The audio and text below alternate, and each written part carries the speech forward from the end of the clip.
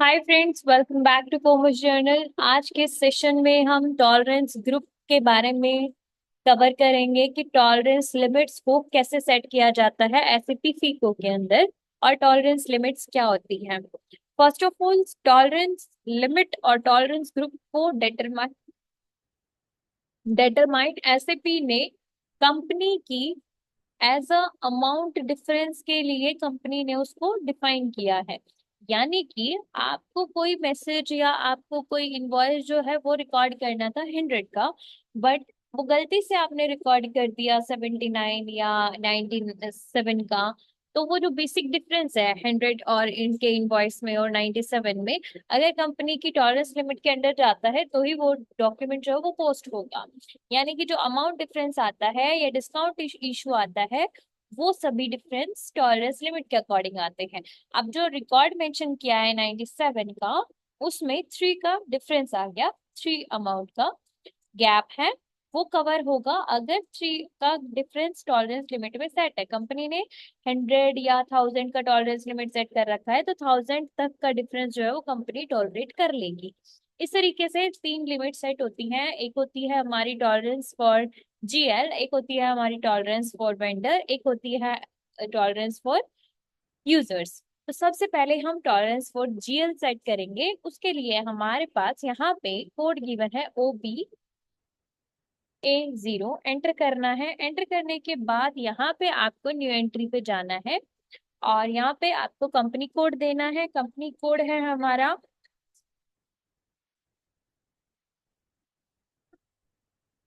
Company code है हमारा ELCT। हम मेंशन करेंगे। देन टॉलरेंस ग्रुप को हम ब्लैंक रखेंगे ताकि हमें मैन्युअली उसको बार बार असाइन ना करना पड़े। ऑटोमेटिक एसएपी पिक कर लेगा टॉलरेंस फॉर जीएल के लिए जब हम जीएल ट्रांजेक्शन्स लेंगे। और डिस्क्रिप्शन में आपको मेंशन करना है टॉलरेंस फॉर जीएल। और डेबिट और क्रेडिट नोट में आपकी कंपनी की टॉलरेंस अमाउंट, जो मैंने डिफरेंस बताया कि कंपनी का इनवॉइस है 100 का और वो गलती से रिकॉर्ड 95 या 96 का कर दिया, तो 95 का रिकॉर्ड करने पे 5 का जो डिफरेंस आया है वो अंडर टॉलरेंस ही है, क्योंकि कंपनी कह रही है कि अमाउंट रिकॉर्डेड और अमाउंट इनवॉइस अमाउंट के बीच का डिफरेंस 1000 तक चल जाएगा। ठीक है, यानी कि वो टॉलरेबल है, तो आपकी कंपनी उसको एक्सेप्ट कर लेगी एसएपी के अंदर। तो 10% हम मेंशन करेंगे अगर परसेंटेज में कंपनी पिक करती है। उसके बाद हमें वेंडर और कस्टमर के इनवॉइस के लिए भी करना है। ये तो कंपनी के जनरल लेजर ट्रांजेक्शन्स की बात थी। OB A3 के अंदर हम जाएंगे, एंटर करेंगे और यहाँ पे change view customer vendor tolerance.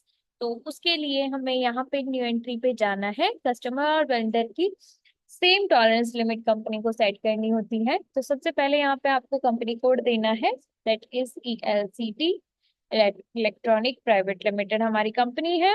Mention करने के बाद यहाँ पे टॉलरेंस ग्रुप इसका भी ब्लैंक रहेगा, ताकि कस्टमर और यूजर वेंडर्स के इनवॉइस की जो टॉलरेंस लिमिट है वो ऑटोमेटिक यहाँ से पिक कर ले। ठीक है, डिस्क्रिप्शन में आपको डिफाइन करना है tolerance for vendor and customer. Then यहाँ पे आपको परमिटेड पेमेंट डिफरेंस और permitted payment difference for automatic write off, दोनों में आपको रिवेन्यू और लॉस का अमाउंट डिफाइन करना है।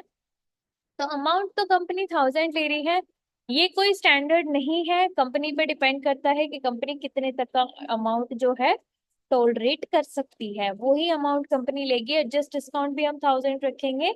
और यहाँ पे लॉस और परसेंटेज में कंपनी 10% या 5%, 2%, जो भी कंपनी मेंशन करना चाहे वो आपकी कंपनी ले सकती है।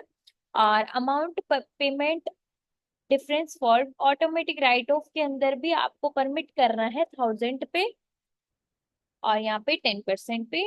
और रेवेन्यू एक्सपेंस लॉस में भी, रेवेन्यू लॉस के अंदर भी हमें 10 पे डिफाइन करना है और इसको सेव कर देना है। सेव करने के बाद अब हमने जीएल के लिए भी ट्रांजेक्शन्स को टॉलरेंस को सेव कर दिया और वेंडर और कस्टमर की ट्रांजेक्शन्स के लिए भी टॉलरेंस सेट कर दिया। अब आता है यूजर्स का। यूजर्स में कंपनी को OBA4 कोड गिवन है एसएपी के अंदर, FI tolerance group for users.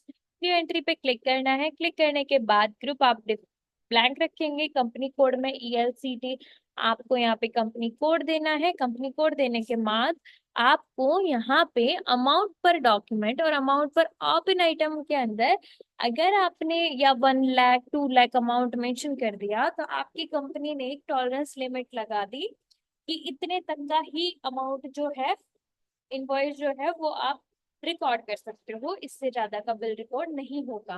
तो कंपनी को यहाँ पे कोई लिमिट सेट नहीं करती।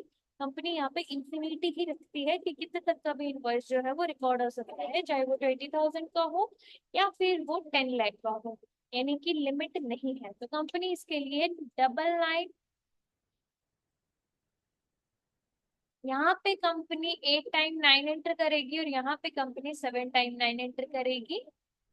ठीक है, उसके लिए क्योंकि स्टार्टिंग में कंपनी का जो अमाउंट अमाउंट पर ओपन आइटम होता है वो हमेशा एंड से कम ही होता है, इसलिए कैश डिस्काउंट में कंपनी जो कैश डिस्काउंट देती है वो टॉलरेंस लिमिट सेट कर देगी यहाँ पे 10 या 5।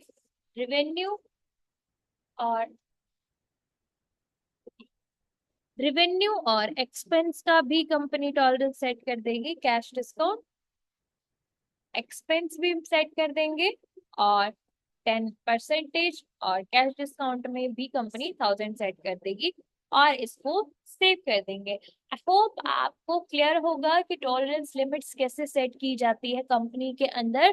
कई बार यूजर्स के पास एक्सेस नहीं होता कि वो टॉलरेंस को कवर करे, ठीक है, लिमिट्स को सेट करे, क्योंकि इसको एडमिन ही सेट सेट करके देता है।